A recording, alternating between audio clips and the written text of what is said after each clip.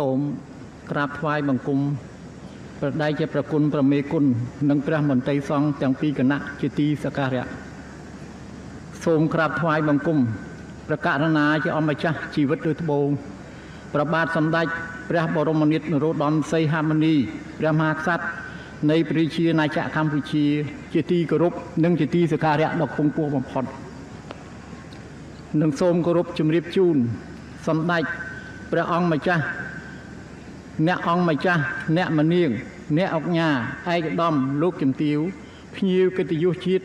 អន្តរជាតិនិស្សិតសិស្សនិងបងប្អូនជនរួមជាតិជាបន្តទៅនេះទូលព្រះបង្គំជាខ្ញុំសូមព្រះបរមរាជានុញ្ញាតដ៏ខ្ពង់ខ្ពស់ក្រាបបង្គំទូលថ្វាយនិងគោរពជម្រាបជូនអំពីលទ្ធផលនៃការផ្សងប្រផ្នូលតាមរយៈគោឧសភរាជ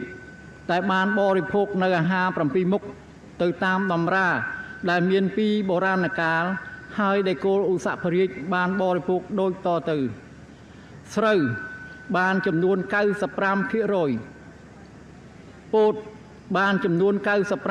95% និងសណ្ដែកបានចំនួន 80%នេះគឺជាការផ្សងប្រផ្នូលទៅតាមទំនៀមទម្លាប់ព្រះរាជប្រវេណីនៃព្រះរាជពិធីច្រត់ព្រះនង្គ័លដែលមានតាំងពីបុរាណកាលមកប៉ុណ្ណោះក៏ដូចជាការប្រកាសថារដូវវប្បមង្គលចូលមកដល់ហើយជាទីបញ្ចប់ទូលព្រះបង្គំជាខ្ញុំសូមឧទ្ទិសបួងសួងសម្បូរសង្រោងដល់គុណបារមីព្រះទេវរូបនិងដល់អានុភាពនៃវត្ថុស័ក្តិសិទ្ធិលើលោក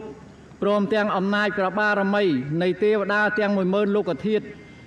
និងទេវតាមហាព្រហ្មបញ្ចវលិយកៈគ្រប់ព្រះអង្គដែលព្រះអង្គទទួលខុសត្រូវខាងទឹកភ្លៀងសូមព្រះមេត្តាជួយបណ្ដាលឲ្យមានទឹកភ្លៀងធ្លាក់ចុះតាមរដូវកាលធាតុអាកាសដើរទៀងទាត់ជាពិសេសគុណបុណ្យបារមីប្រពុលទេពជាតំណាងតួអង្គក្នុងព្រះរាជពិធីច្រត់ព្រះនង្គ័លព្រមទាំងអានិសង្ឃដែលកើតមានឡើងពីការប្រារព្ធនៅព្រះរាជពិធីច្រត់ព្រះនង្គ័លនាពេលនេះព្រះមេត្តានាំមកនៅសេចក្តីសុខសម្បូរសប្បាយត្រជាក់ត្រជុំរុងរឿងចម្រុងចម្រើនដល់ព្រះរាជាណាចក្រកម្ពុជាជាចាកផុតពីគ្រោះធម្មជាតិទាំងឡាយដែលតាមយាយីដល់ភោគផលកសិកម្មដែលជាអាយុជីវិតរបស់ប្រជាជននិងប្រទេសជាតិ